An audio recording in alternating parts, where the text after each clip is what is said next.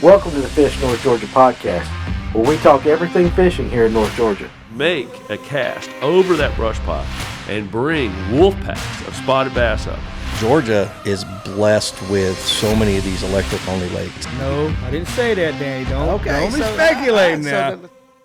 Okay, guys, we're back, and this is another episode of Fish North Georgia Podcast, and this is going to be a little bit different than what you've heard before. This is the first edition of our Minicast, and got my partner Josh here finally on camera, and I'm going to let him tell everybody what exactly we're trying to accomplish with a Minicast. Yeah, so I guess we just kind of realized, like, there's guys that are watching our stuff that they enjoy the stories, the long format, the hour-and-a-half long podcast, but there's also guys out there that just want the quick information, they want to know how to fish Lake Lanier and give that to me in 10 minutes or less.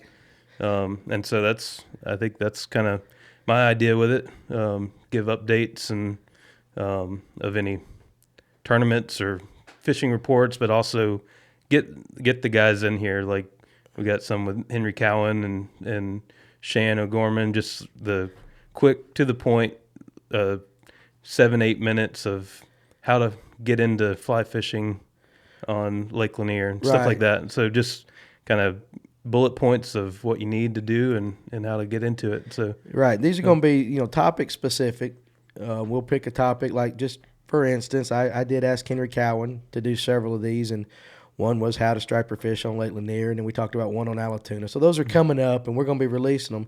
And the goal right now, we think, is we'll continue our one, long podcast with a guest each week, and then we will release one or two of these depending on what's going on, and just kind of bring you guys up to date. But try to build a library, too, of topics, I would say. So if somebody was on our YouTube channel and they want to know something about blueback herring, and maybe someday we recorded something with someone about blueback herring, there's your 10 minutes. This is exactly what I want to see, the information I need, and we'll go from there. Yeah, just kind of, you don't have to sit through an hour of just backstories and interesting stories. If you don't want to, you can get straight to the information you're looking for. So. That doesn't mean we don't want you to listen to the podcast, though, because those are entertaining, and those are the way we're going to bring the people in our industry up to light. Let you introduce, like Garrett, did that last one from Kennesaw State. So anyway, so we hope you enjoy these. That's just a quick overview of what these mini-casts are going to be. We hope you enjoy both of them and we can use them. So let's get right into today's topic. Yep. Because this just happened this past weekend, and it has spurred a lot of thought in my mind. And I'm going to propose a question to everybody out there. Is Yahoola Reservoir bass heavy, and why should it matter to you? Yep. Now, the reason I'm saying this is because before we had our podcast with Shan, I had a certain way of thinking about things. Yeah. Okay, and then Shan come along, and he gave us some stuff to at least make us think different ways. So Yahoola, for those that don't know, it's in Dahlonega. It's 150 acres, we just found out, roughly, give or take a few. Yep. And all the people that have fished it since it's open always talk about back in the day you could catch 20-pound bags at a tournament, catching 8, 9, 10-pound fish, common. Yeah.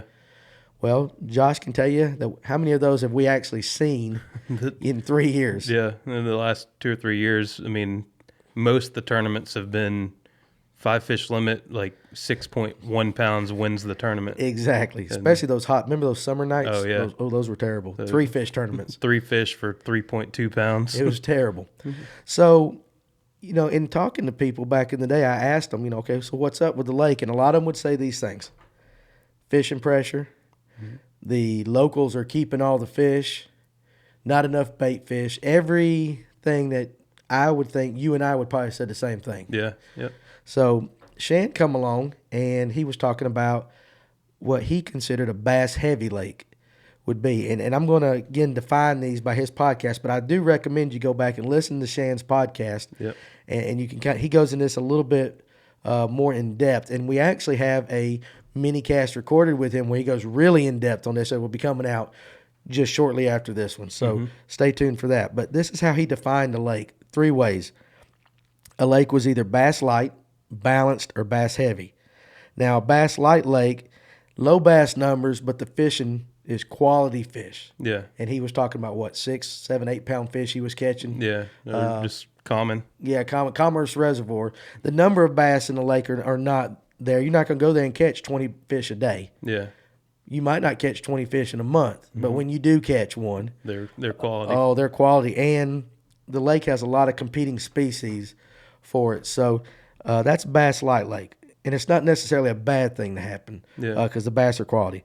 Then there's a balanced, and that's basically a perfect scenario where the carrying capacity of a lake is exactly suited for the number of bass that's in it and the number of predators, and the forage is just right. And I think in a balanced bass lake, you're going to catch bass from 12 inches to 14 to 18 to 20 to 22 to 25. So you're catching fish all across it. He's saying you catch a 2-pound bass, 3-pound bass, 4-pound bass. They're all over the board. All over the place. So you're not going from one extreme to the other. The whole gamut is there. So that would be a balanced. And then he talked about bass heavy. Now, this is what we're going to concentrate on today, especially with Yahoola. A bass heavy lake has too many bass in it.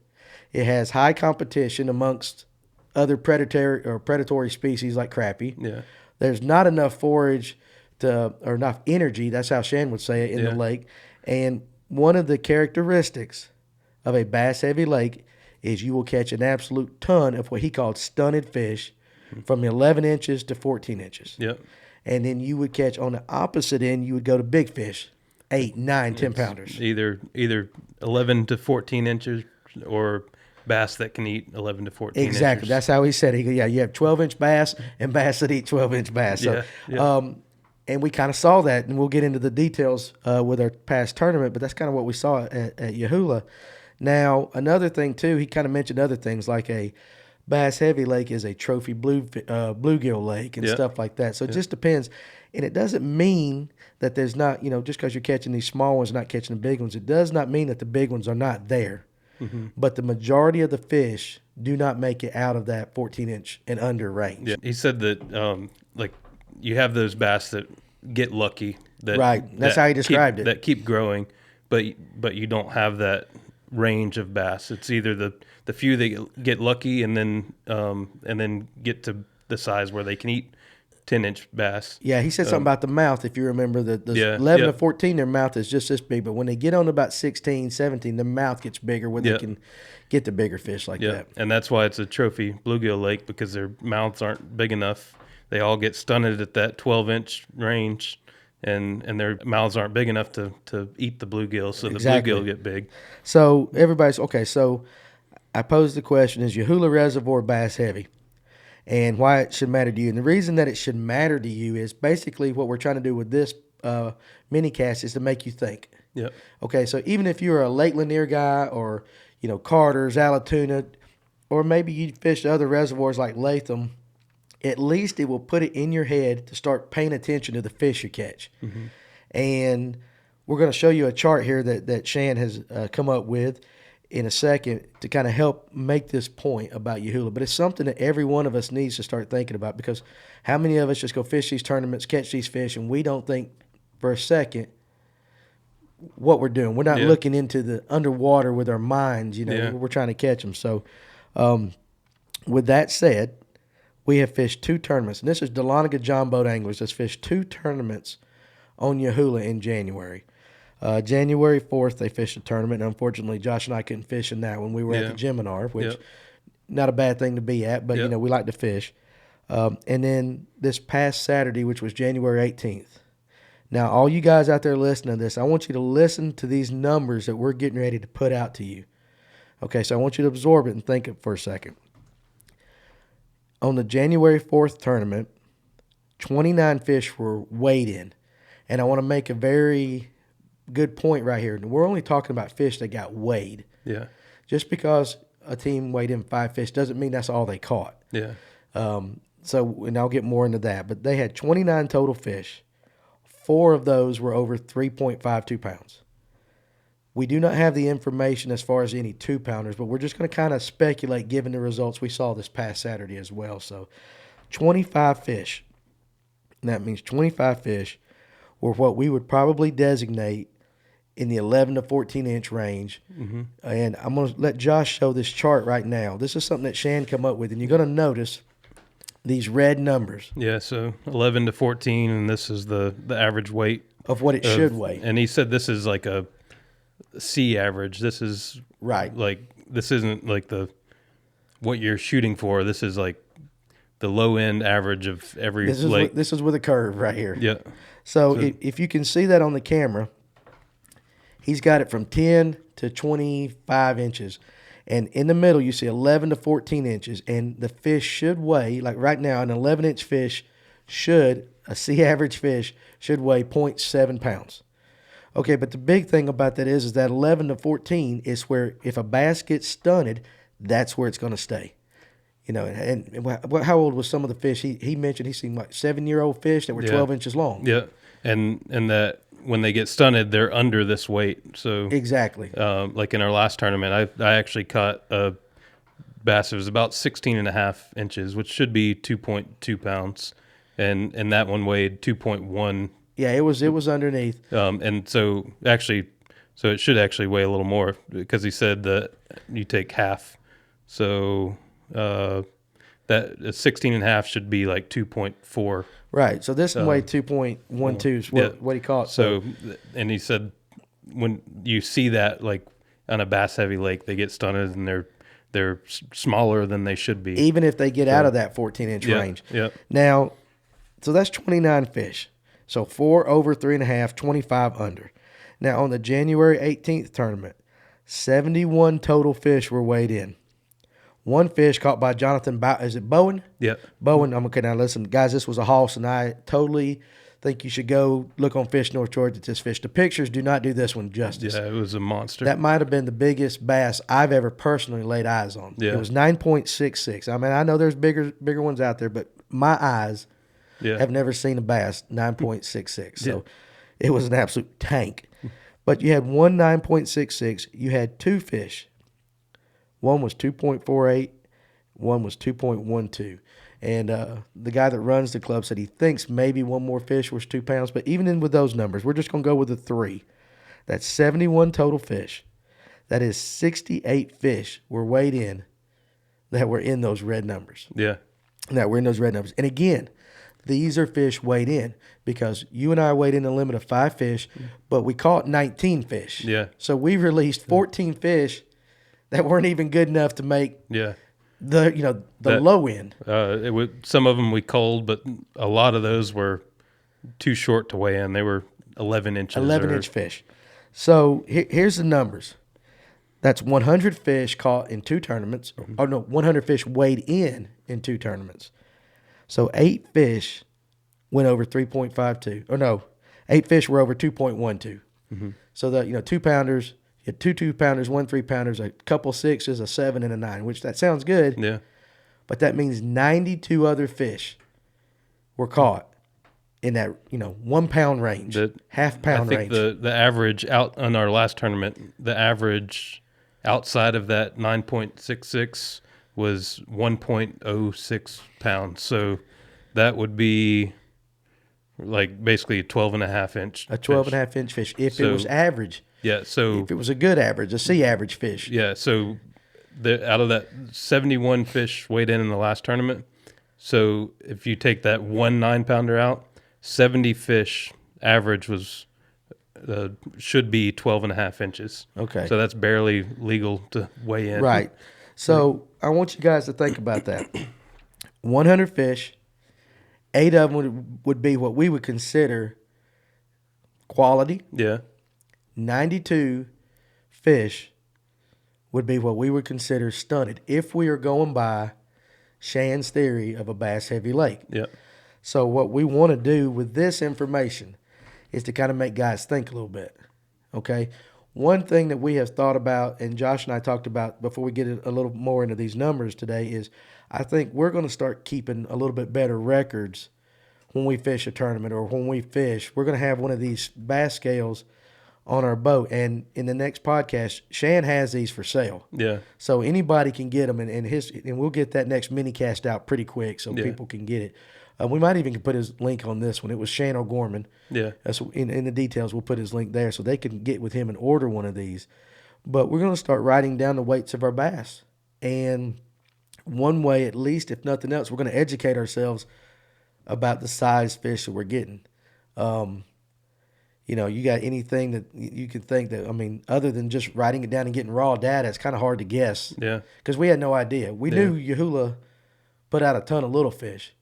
But this could kind of help us not only at Yahoola, but at Cedar Creek. Yeah. All these other lakes. I think Bear Creek was another one that Shan said was way bass heavy. Yeah. But Josh can tell you. Describe Saturday's fishing. Tell them what we were doing Saturday. Yeah. We were figuring out which 12-inch fish was slightly bigger than the other one. He's not lying. It's all serious. Day long. It's like getting the level out and like, well, this one's maybe an ounce heavier. And we had to do that because we actually tied for third. Yeah. And listen to that. Here's another thing too. And there's some good fishermen in this. So it's not like, everybody was catching fish. Yeah. There was like 15 limits weighed in or something like that. Yeah. There's a crazy number of limits, but you take away the 9-pounder or 9.5-pounder that Jonathan caught, and the remaining 4 fish that he had were basically 4 pounds and something. He had a 9.66 largemouth, and then his 5 fish total was like 13.2. Okay, so again, right there. His other 4 were right at a pound or right less? Right at a pound. Yeah. The second place team was 6.46, and we tied with the third. We tied with another team, 6.26. Yeah. And we caught basically 19, 20 fish. We had 3 got off at the boat. Yeah. But we were seriously culling, 12.5-inch fish to get those last couple of ounces or whatever. Yeah. But it's not really about the tournament. It's about this lake, okay? So I think, and I'm going to propose this to everybody out there, and you come up with your own theories, I think Yahoola's bass heavy. Absolutely. I think there's don't just think there's no any doubt. Yeah. And so the question to everybody out there that's going to be watching this is, what are we going to do about it? Or what can we do about it? Yeah. First of all, like I said, start taking, it's cumbersome. Take some records. Start seeing it for yourself. I actually sent Shan some texts after that tournament. And one of the comments he had was, now you're thinking like a biologist. Yeah. Which I thought was, okay, well, I am thinking about it a little bit different. Yeah. Because I want to go there and I want to win a tournament. So I've got to figure out where that 9-pound fish lives in a land of 12-inch fish. Yeah. That's one thing. But another thing was, are we at the point now where it's time to start keeping some fish out of Yahoola? Yeah, and I don't really know how to go about that, because if we tell everyone to start keeping fish, then yeah, right. How do you regulate how many? It's crazy. People? It's hard. Yeah. Now here's some numbers that Shan sent me too. If Shan were to, let's just say Yahoola was a private reservoir on somebody's land, and a guy wanted him to turn Yahoola into a trophy bass lake. And I have the text. I'll be glad to show everybody. And I'm sure Shan comments all the time on these videos, so I'm sure he'll comment on this. His first step, the first step, would be to take probably 20 pounds an acre of bass out of a lake. Yeah. Now, so do the math. 150 acres. Yeah, and he said roughly that's 20 fish an acre, so 3,000 pounds, 3,000 bass. Now, everybody that has fished Yahoola will go, there's not 3,000 bass in that lake. But are they? Here's another thing about bass getting stunted. They're lethargic. They don't hit. You don't know how many bass we might have drove over that are just sitting on the bottom and they don't have the energy to chase our spinner baits. It poses an interesting question. Mm-hmm. I would say one thing, and this is just my opinion, I do think we should stop the guy that's sitting on the bank with his kid and they got a stringer full of fish. Mm-hmm. I think we stop discouraging them. Absolutely. I think they're looked down upon by people that fish bass tournaments. Is like, because everybody thinks, oh my gosh, if you keep fish, you're ruining the fishery. Yeah. But I think Yahoola proves, at least in this case, that's not the point. Yeah. And so what do you guys think? Make sure you leave us some comments. You know, you can do it on Facebook, you can do it in the comment section on YouTube or wherever. But you know, what would you do? I think we stopped discouraging that, and I think at some point we change the idea of, you know, if you're keeping fish, you're just a bad person. You know, maybe we need to learn how to cook again. Yeah, you know, my father-in-law always kept them. Have a big 3,000-pound fish fry. Well, we can do it, you know, something. But there's steps that we need to take, and the first one is at least educating ourselves as to what the fishery looks like. Because my eyes were really opened this past weekend. I think, gosh, just changing people's minds is going to be tough. Yeah, I've even seen it on Lanier, and I'm not trying to knock people on Lanier, but I've seen it where a guy goes out, he catches a couple spots, and he posts them on his Facebook page, and he gets blasted. Yeah. You know, why are you keeping fish? You're going to ruin our fishery. And I hate to say it, but now I'm kind of changing my idea on that a little bit. Yeah. That maybe the foolish one is the person blasting them. Yeah. I don't know. And that may be different on Lanier. I mean, you do catch that range of fish there. Typically, you see that. You do, but I don't know the answers, and I guess that's the point. I don't know what the answers are. So,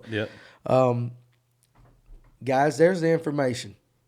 Okay, 100 fish, 92 what we would consider shorter stunted, 11 to 14-inch fish, 8 we would consider quality fish on a 150-acre reservoir.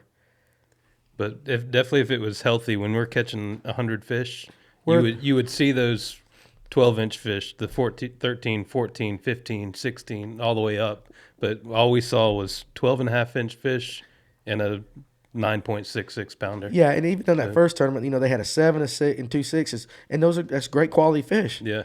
But we only caught a couple that were 2 pounds, one that was a 3 pounder. Yeah. Where are the 4 pounders? Where are the 5 pounders? Yeah. So that's the point that Josh is trying to make right there. So you should have that whole gamut. So anyway, don't know the answers.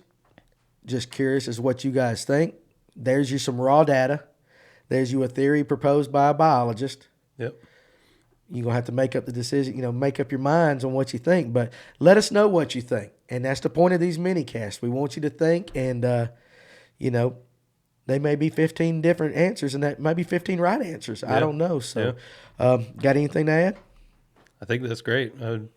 We got some great mini-casts coming out, so... Yeah, we got some good stuff coming from we got some great people that are coming in to do podcasts too.